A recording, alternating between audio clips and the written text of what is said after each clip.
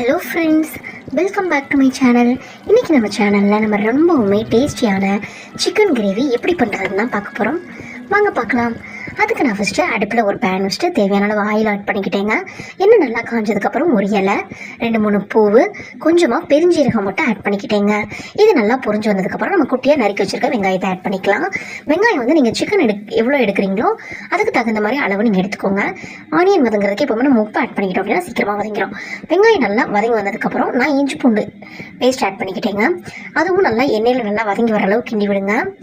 நல்லா வதங்கினதுக்கப்புறம் நான் குட்டி குட்டியாக நறுக்கி வச்சுருந்தேன் தக்காளி ஆட் பண்ணிக்கிட்டேன். தக்காளி வந்து நல்லா வதங்கினா மட்டும் தான் நமக்கு அந்த ஃப்ளேவரே கிடைக்கும். ஸோ தக்காளியை வந்து நல்லா வதக்கிக்கோங்க.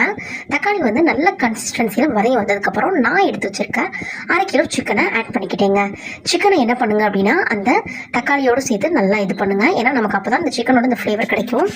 நல்லா கிண்டி விட்டுக்கோங்க. ஃப்ளேவர் ஆட் ஆனதுக்கப்புறம் நான் இதுக்காக எடுத்த ஒரே மசாலா இந்த சிக்கன் கிரேவி குழம்பு மசாலா மட்டும்தாங்க. வேறு எந்த மசாலாவுமே நான் இதில் ஆட் பண்ணலை. அந்த மசாலா மட்டும்தான் ஆட் பண்ணேன். நீங்களும் இந்த மசாலா மட்டும் எடுத்துக்கோங்க. உண்மையிலேயே டேஸ்ட் வந்து வேறு லெவலில் இருந்துச்சு. ஒரு 3 to 5 மினிட்ஸ் என்ன பண்ணுங்க அப்படின்னா மூடி வச்சு குக் பண்ணுங்கள். அப்போ தான் நமக்கு வந்து சிக்கன் வந்து நல்லா வெந்துடும்.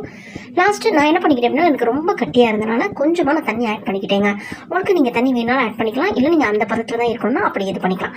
இதை மறுபடியும் ஒரு 3 to 5 மினிட்ஸ் வந்து நல்லா கொதிக்க வச்சிங்க அப்படின்னா ரொம்பவுமே டேஸ்டியான சிக்கன் கிரேவி ரெடி. இந்த மாதிரி மோர் வீடியோஸ்க்கு என்னோட சேனலை மறக்காமல் சப்ஸ்கிரைப் பண்ணிக்கோங்க.